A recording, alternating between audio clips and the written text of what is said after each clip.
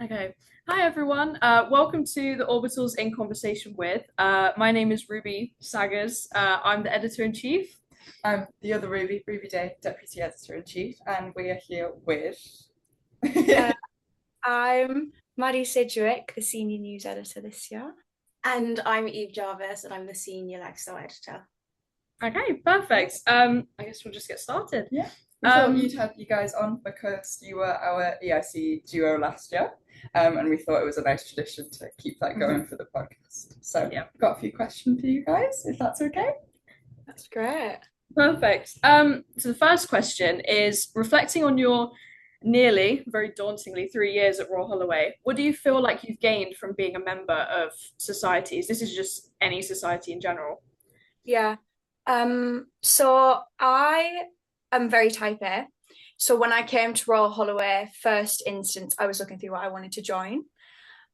So first week of first year, I knew I wanted to do the Orbital, and I also knew I wanted to do the Debate Society. I dabbled in a few others, as Ruby knows, but I didn't stick with any of those. So the Orbital and Debate have been a big part of my university journey. I think in terms of confidence as well as ability, both of those societies have really, really shaped me. And then I think being on committees too has really kind of, being in leadership roles gives you extra boost of confidence too. So yeah, societies have definitely, I'd say, made my university experience, definitely. Yeah, no, I would completely agree. I feel like I do the exact same societies as Maddie. I promise we're not joined at the hip. But I would say that with debate, it was more so gaining confidence in public speaking and making sure that I can stand in a room and speak to people and not have that worry. And then with the Orbital, it's like using your voice but in a different way, like publishing your work, what you want to say. I think also people conflate confidence with being the loudest person in the room, and it's not necessarily about that. And I feel like with the Orbital, it's nice that you can have like an array of different voices and you can all put your opinion or your thoughts on a situation forward, and having confidence when you do that. But yeah, it's definitely shaped my experience. Yeah, I also think that societies, I think the big bit that I missed out was like the people I've met. Like so many of my closest friends at uni have been through societies, or even people in different year groups at uni. I think that's also such a benefit of society, especially when you go to second and third year. But yeah, big part of the university journey. Yeah. Perfect, thank you. Our next question is, what was it since you were EICs last year? How have you found like the shift from overseeing the magazine as a whole to focusing on one section? What like have you transferred? What have you found difficult? What have you enjoyed? Yeah, I think in terms of transferable skills first, I think it was nice to get to do the part of being editor-in-chief that I enjoyed on a smaller scale because of ramping up in my degree and in my other extracurriculars. So I enjoyed that. And also selfishly, I think one of the privileges of being editor and then a section editor is that, as you guys all know, when you're editor, your own writing takes a back burner. I felt like my actual individual by Madeline Sidgwick writing took a back burner. So this year I've really been able to, refine my writing style, who I'm conducting interviews with, who I'm talking to, because I have more time to go out and seek out interviews and sit with people to have coffees for an hour, whereas I wouldn't have had that before. And also I think the new section is like my passion, so I feel like being able to manage that individually is great for me. I was really happy when I got the job. Yeah, I think especially because obviously I went from deputy to lifestyle, it's very much a thing of you can focus on one thing and really look at that intricately, whereas when you're like in the other seat, it's almost a little bit like you're looking at every single section and making sure everything is perfect, whereas when you have time just to sit down with one section, you can be like, okay, we can change this, we can do this, and you can make it better in what you want to do with it. And I also think, you know, it was nice. I mean, Maddie's already said it, you know, you can concentrate on your own writing and improving that, and looking at that from a different perspective, being like, okay, I didn't like that article that I wrote, let me change it and do this sort of way, or whatever I want to do with it, which is nice. But also as well, it's nice being with all like different people in editorial board as well. Like you can speak with them and sort of, what are you doing in your section, what are you doing in your section, and that element of things is also really lovely as well. I also kind of like when you're editor, obviously you're kind of getting people to write for everything, whereas now I kind of just hound people to write for my section. So my messages are a lot more refined and clear in what I want. And also I think in terms of maybe not like the direction, but just being a section editor anywhere, I think that's really good in terms of CV, because you obviously, being editor is the big one that you want on your CV, but I think that when you're in charge of a section at any time, it allows you to have a refined skill set. It shows that you can be passionate about one area. It shows that, you know, when you apply to a newspaper, you're often going to apply for a section first, so they know what you're kind of like about beforehand. And I think that's really helpful. Yeah, of course. The next question is, when you look back on your contributions to the Orbital across the 3 years, what is it that's made you feel the most proud? You can go first. I would have to say last year, going to Exeter and like with Izzy, and it was so amazing. Like it was refreshing, because you're in a space with other people and you're literally all connecting over something that you all love. We all love student journalism in any way or form, like everybody loves it. And I think when you're in a space where everybody has sort of similar end goals, or everyone has the same drive, it's like a space of so much things that I can't even explain it. It's just so amazing to be in that space. And I think that you meet so many different people, and even we had like a session where you got to swap with like magazines and papers. Oh my gosh, it was so insightful as well, just being like, this is what happens in your area, in your part where you are, or this is what's happening in my university. And it was just like amazing. And I think also it's such a treat just to be like, like, you were nominated here, like go, like that was amazing. I'd second that.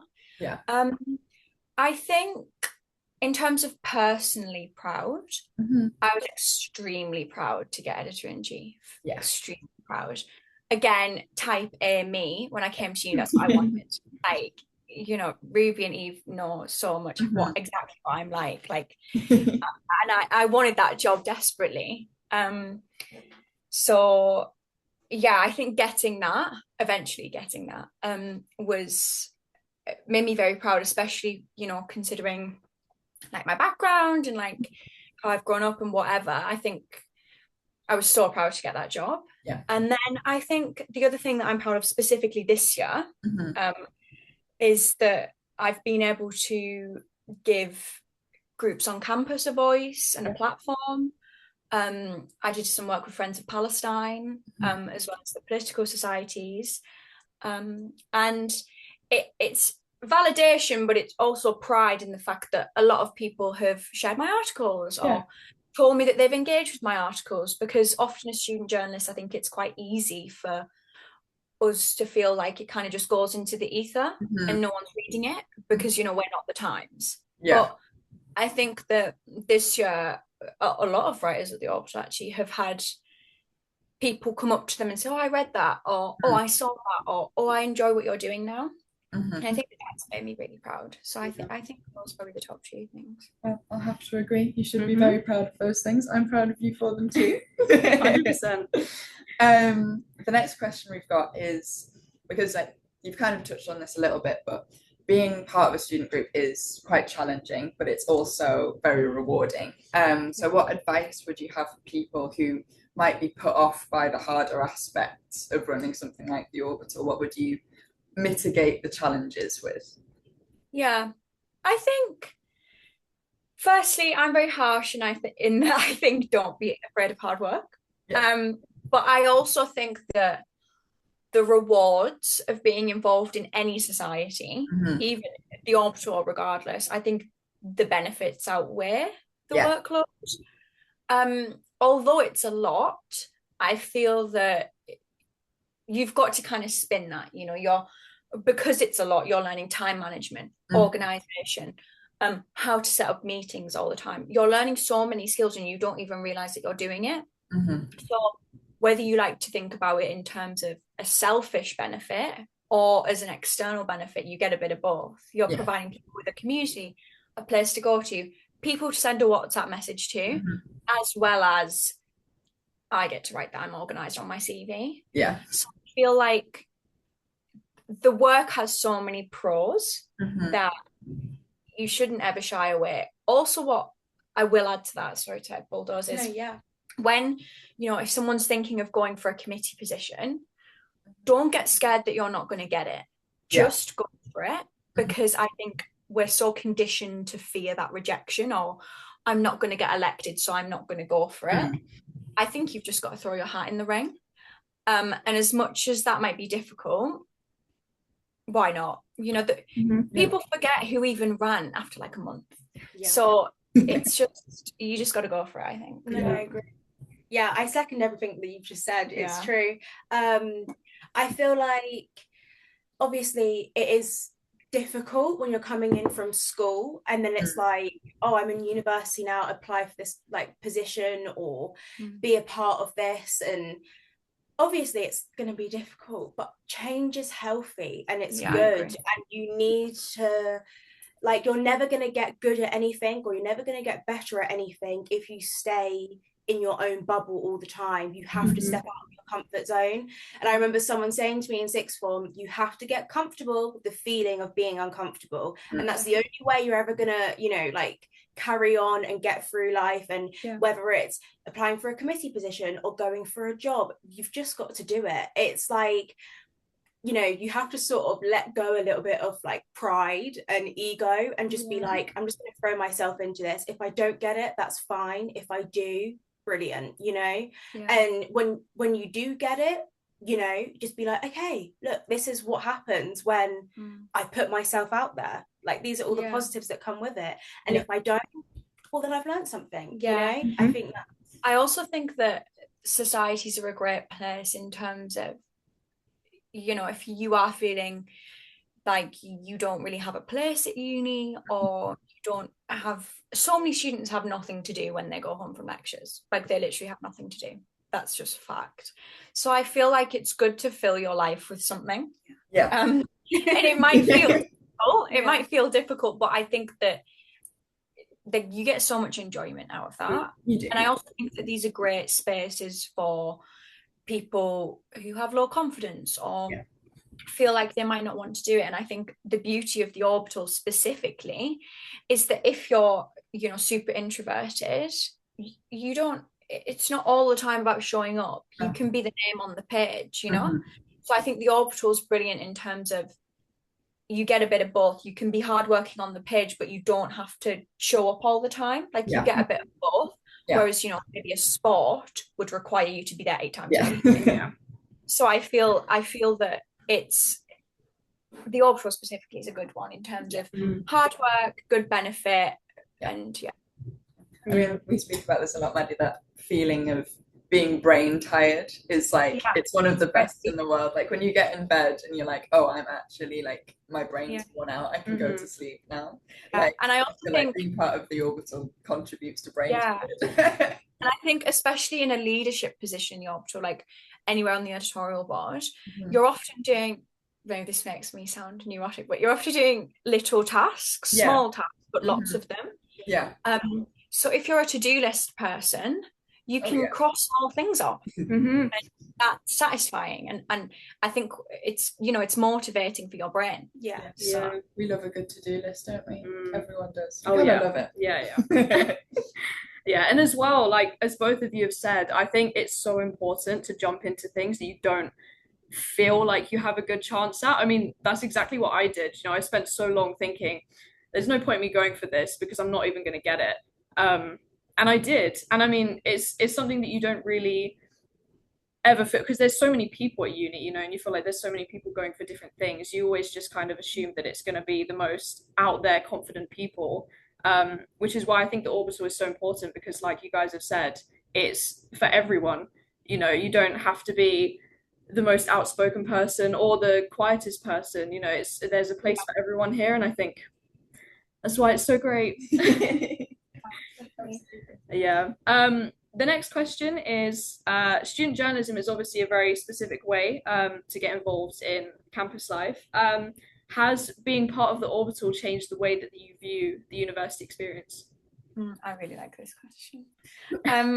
I like this question because as news editor, Yes. you expose a lot of stuff. Yeah, you know, I get told things all the time about what's going on in the local area, what's going on with the SU, what's going on in terms of this society, gossip with this. And what I will say is there's a difference between gossip and fact. Yes, absolutely. I feel that student journalism specifically has made me see maybe that everyone's experience is both different, but also that there's so much going on this campus. And often and I don't mean this in a bad way, often we won't know what is going on because no one can be involved in everything. There's so many positive and negative things going on all the time that we should be looking out for. And I think that specifically like news journalism and investigative journalism helps you see these things. And I think, you know, I don't want to bash the university because Royal Holloway has been brilliant to me, but it's good to have insight, I feel. And I think that student journalism's given me a lot of that. Maybe in ways that in my first year I was naive. And I think that's another skill. But yeah, I think student journalism, it gives you knowledge, and knowledge is power. So No, I would say it probably has made me look in like a different perspective. In the sense that obviously now I've got like my lifestyle hat on, I'm like sort of looking around like, what sort of lifestyle do you lead? Like what are you doing? You know, even that, like I refer to, if in our main library you go to floor 2, social study, I refer to that area, that's Love Island right there. Like, and I'm like, this is their lifestyle. These people go there every day, they set up their work, they don't do it, they chat, you know. It's like it's giving that same sort of vibe, you know. Or like what you have to do, I feel like, even when you walk on our campus, so many different eccentric people, everybody's wearing a different outfit or wearing makeup differently or whatever they are sort of doing, their accessories that they wear. Everybody has a different lifestyle, a different personality.